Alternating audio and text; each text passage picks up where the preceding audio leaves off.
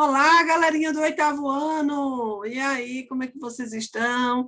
Espero que estejam todos bem, se cuidando aí, se protegendo, acompanhando todas as aulas de todos os seus professores. Vou compartilhar aqui o slide com vocês. Vamos lá? Vamos para mais uma aula de geografia. Vamos que vamos! Vamos revisar, a aula de hoje é aula de revisão.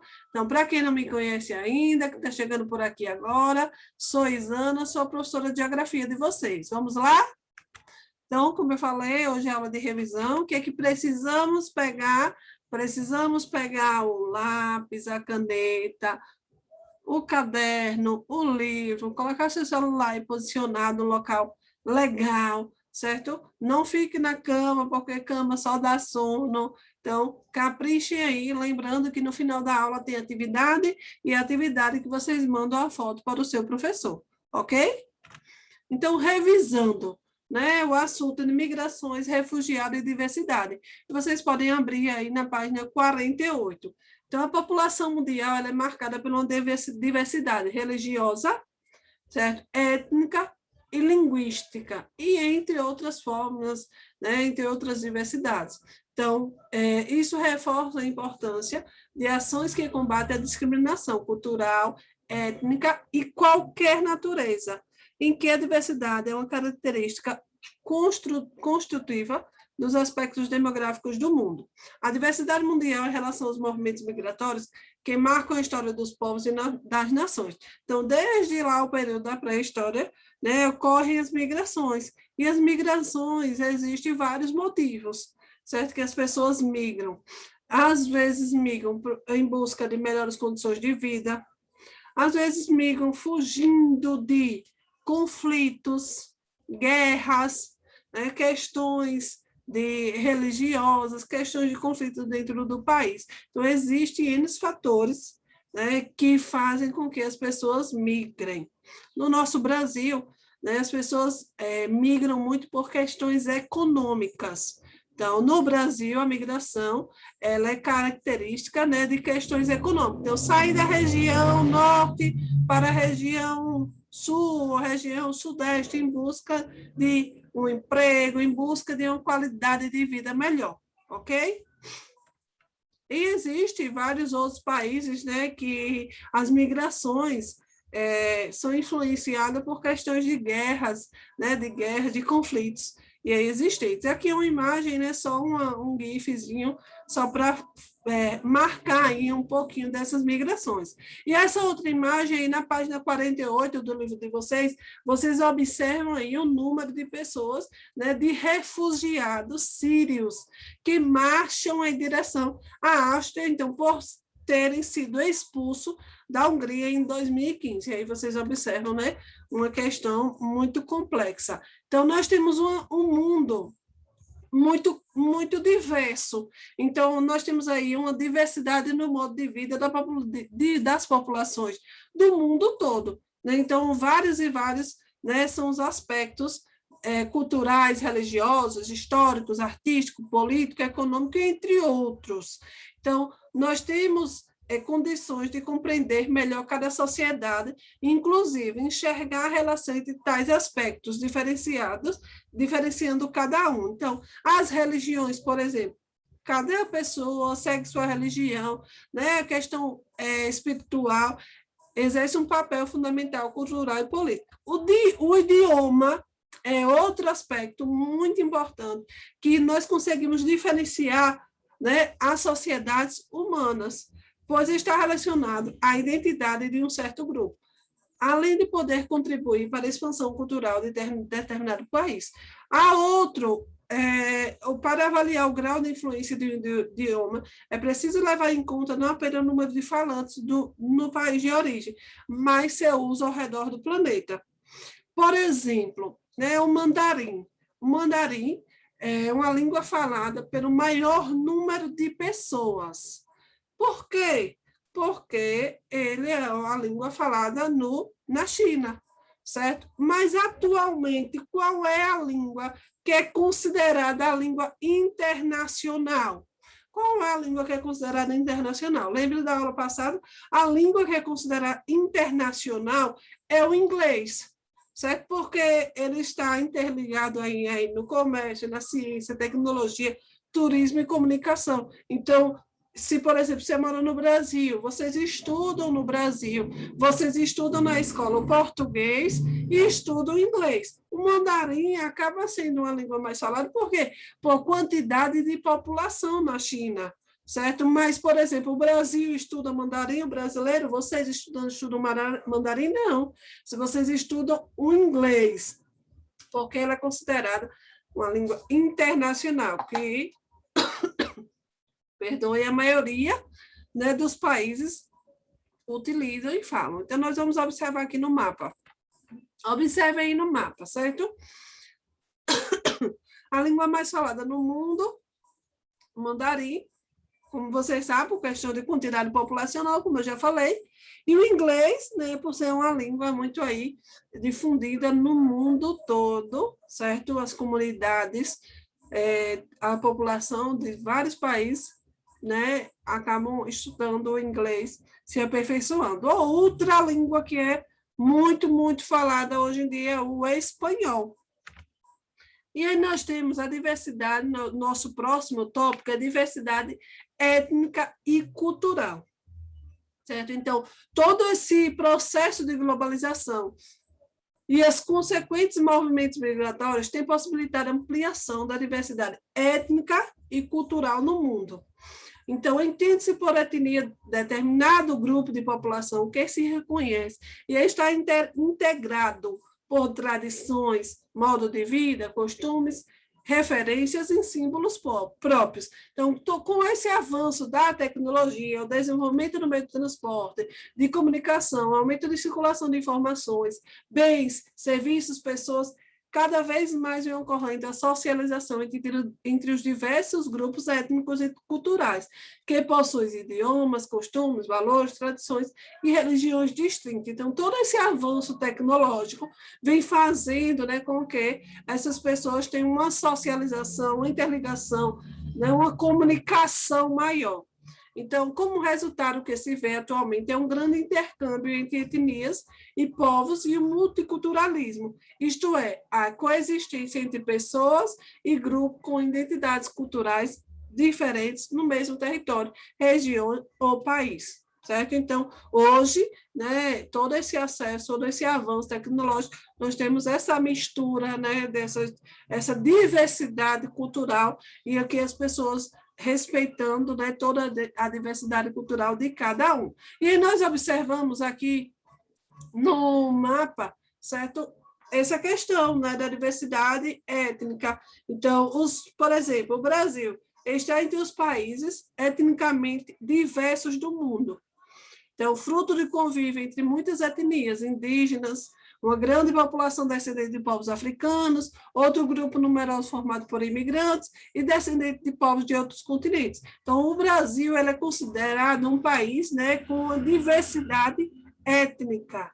Uma diversidade no nosso Brasil é muito grande. Então, por quê? Porque nós tivemos povos, né, toda a questão da colonização, os europeus, nós temos os indígenas, né, os descendentes dos africanos, que fizeram parte aí da colonização do nosso país. Na contramão da diversidade. Então, existe, né, uma grande diversidade étnica e cultural do mundo. Mas, infelizmente, muitos grupos sociais e até estados adotam posturas preconceituosas, intolerantes, em relação a determinado grupo étnico. Como vocês sabem, né, existem vários exemplos. Por exemplo, os curdos, que são espalhados pelos países do Oriente Médio.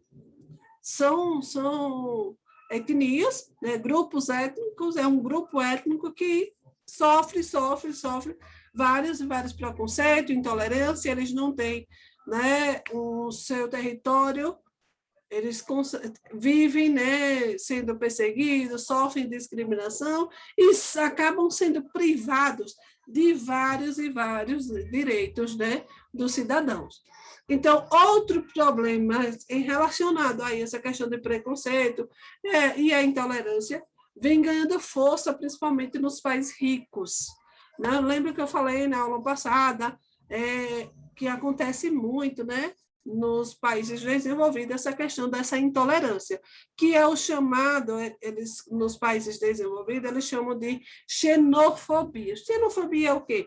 É um sentimento de ódio ou aversão às pessoas que são estrangeiras. Um exemplo, o imigrante. Eles acham que os imigrantes vão tirar o lugar dele de emprego, que a pessoa que chega em outro país vai pegar o emprego, os melhores empregos, mas, na verdade, né, depende muito do grau de cultural que a pessoa tenha, de formação, é que as pessoas vão, né, se adequando ali aos seus locais de trabalho. Mas acontece muito isso nos países desenvolvidos. Por exemplo, no Brasil, considerando aí um país emergente, existe xenofobia?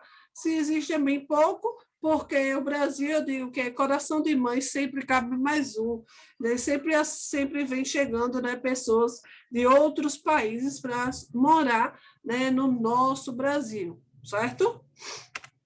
Então, nós temos aqui uma imagem que é uma manifestação, né, xenófoba em Roma, na Itália. Na faixa, os dizeres estão stop, invasione, então pare a invasão, certo? Então, eles estão relacionados aos refugiados que procuram abrigo na Itália. Então, é uma manifestação, né, de xenófobos, governos e populações xenófobas que buscam aí justificar sua intolerância, que alegam que a permanência dos imigrantes, que eles alegam que a permanência desses imigrantes vai agravar os problemas urbanos, os problemas econômicos, os problemas sociais do seu país. E outra justificativa, como eu já falei, é o temor de parte da população de perder o seu emprego. Vamos para o próximo. Então, nós temos aqui migrações. Lembrando, eu estou passando rápido, né, porque nós estamos revisando. Então, vocês já sabem o conteúdo, vocês já assistiram na aula anterior, então eu estou acelerando para a gente, né, revisar logo o conteúdo. Então, nós temos aqui migrações. Então, nós temos movimentos migratórios. Então, nós temos um movimento de entrada, que é chamado imigração, e um movimento de saída, que é emigração, certo? E aqui nós temos os fluxos migratórios no século XIX. Os fluxos migratórios fazem parte da história da humanidade desde a pré-história. Ao longo do tempo, foram motivados pelas mais diversas razões, de acordo com o contexto histórico, social, político e territorial, certo? Então, nós temos aí, né, vários e vários aspectos, várias e várias condições, né, que as pessoas acabam motivando, né, para fazer esses fluxos migratórios. Então, não começou hoje o fluxo migratório. O fluxo migratório, ele vai lá desde o período lá da pré-história, que o homem, ele começa, né, desde lá o período do povoamento, né, essas migrações, que eram chamadas migrações nômades, né, que cruzavam vários e vários territórios em busca de sobrevivência. E hoje nós temos os processos migratórios, também alguns por motivos de conflitos, guerras, mas também para a questão de sobrevivência, melhorar a qualidade de vida da população. E aí nós temos o planisfério, prováveis rotas de povoamento da América. Então, como eu falei, né, entre o século XVI e 19, grande parte dos fluxos migratórios ocorreram no contexto do colonialismo europeu, a expansão e exploração territorial, bem como a busca por fontes de matérias-primas e novos mercados consumidores, impulsionaram os fluxos migratórios das potências europeias da época para o continente americano, asiático e africano. Nesse período, ocorreu migração forçada para o continente americano de uma grande população de africanos escravizados. Então, naquele período, né, o continente americano, então, recebeu muitos africanos, porque eles queriam os africanos para escravizá-los, para povoar, para explorar aquele território. E aqui nós temos outra imagem, né? Aí é interessante, Europa, emigração, fim do século XIX, início do século XX, e aí vocês observam, né, esse fluxo migratório, certo, da Europa, e aí a base é o quê? As pessoas, cerca de 60 milhões de pessoas, deixavam a Europa e se dirigiam para onde? Para Estados Unidos. Estados Unidos, até hoje, né, é tido como como eu falei na aula passada, a galinha dos ovos de ouro, então um país desenvolvido, um país rico, e que chama muita atenção das populações, das pessoas, para deixar seu país de origem e fazer migração para os Estados Unidos em busca de uma qualidade de vida melhor. E aí nós falamos sobre o quê? Emigração, né? Essa saída das pessoas da Europa do final do século XIX a média do século XX, a porcentagem era grande, de pessoas, 60 milhões. E até hoje, como eu falei, existe uma grande porcentagem desse fluxo migratório para os Estados Unidos. Fluxos migratórios contemporâneos. Então, depois da Segunda Guerra Mundial, o fluxo se inverteu. A Europa tornou-se um dos principais destinos de imigrantes provenientes das mais diversas partes do mundo, em busca de melhores condições de vida e emprego. São os vários fatores que podem levar as pessoas a migrar. Um deles é o êxodo rural. Lembra o que foi que teve o êxodo rural? O campo ele se modernizou, certo? A indústria começa a fabricar, a produzir peças, máquinas para o campo, e o campo ele se moderniza. Então, aquele emprego que existia no campo, acabou não tendo mais, e as pessoas foram saindo, né, do campo para a cidade em busca de melhores condições de vida, que é o chamado êxodo rural, certo? Então, a saída do homem do campo para a cidade em busca de melhor de condições de vida, em busca de um emprego, né? E aí começa, né, a ter esse grande número de pessoas, essa migração, e aí aumentar drasticamente o êxodo rural. E aí nós temos aqui atividade. Não é página 60, eu coloquei aqui, mas me perdoe que eu me atrapalhei, mas não é página 60. A atividade não tem no livro, a atividade vocês vão copiar aqui no vídeo. Vocês vão copiar a atividade do vídeo, vão dando pausa aí, copia, depois vocês respondem, certo? Então, lembre de copiar a atividade, colocar o seu nome no caderno, copiar a atividade, tirar a foto e mandar para o seu professor, ok? Lembre de colocar seu nome. Então, a atividade de hoje é bem fácil.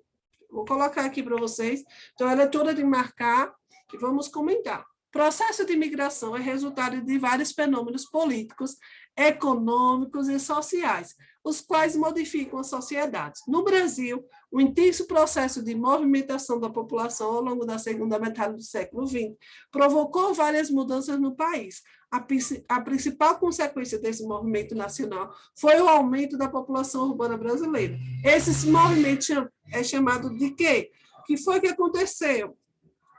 Que foi que aconteceu que as cidades começou a ter um aumento de população. Que foi que aconteceu? Então, foi qual tipo de imigração? Que foi? Então, o campo, ele ficou o quê? Moderno, introdução de muita máquina, então as pessoas começaram a sair da zona rural para a zona urbana, então aumentou o número da população, e aí, como é chamado esse movimento? É chamado de êxodo rural, que é a saída do homem do campo para a cidade, ok? Vamos para o próximo. No Brasil, processo de migração interna foi amplamente verificado ao longo do século XX. No país, predominam as migrações por motivações. O quê? No Brasil, no nosso Brasil, por que as pessoas fazem a migração interna? O que foi? Qual é o problema? Né? Eu falei para vocês já na aula. Então, qual é o problema existente que as pessoas migram de uma região para outra no nosso país? Letra A econômica, letra B climática, letra C religiosa, letra D militar, letra E linguística. Qual é o principal problema? Né? Então, por motivações de questões o quê? Econômicas. No nosso Brasil, a migração ela é verificada aí no século XX, principalmente por questões econômicas, ok? Vamos para a próxima. Em um país localizado na América do Norte, conhecido internacionalmente pelas rígidas leis migratórias, é muito procurado, em especial, por imigrantes latino-americanos, que buscam melhores condições de trabalho e renda. O período acima remete a qual país americano? E aí, eu falei meio instante. A letra A, Canadá, letra B, Brasil, letra C, Estados Unidos, letra D, Reino Unido, letra E, Emirados Árabes. Então, país desenvolvido, que até hoje, né, as pessoas buscam para fazer essa migração em busca de melhores qualidades de vida, que ele é o quê? Estados Unidos. Ok? Vamos lá, para a próxima questão. Qual o termo que designa qual o termo que designa corretamente a pessoa que faz um movimento de saída, ou seja, sai do seu lugar de origem em busca de um outro lugar para a moradia? Letra A, forasteiro, letra I, ou letra B, imigrante, letra E. Vou voltar. Letra A, forasteiro, letra B, imigrante, letra C, emigrante, D, nômades e E, turistas. Qual é o termo?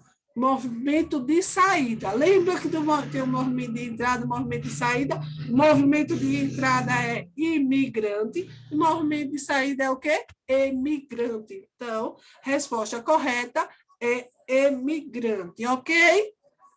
Bom, pessoal, nossa aula vai ficando por aqui, certo? Então, se cuidem, fiquem em casa, respondam a atividade, acompanhem todas as aulas de todos os professores, façam todas as atividades, seus professores estão contando com você, certo? Se cuidem, até a próxima aula. Tchau, tchau!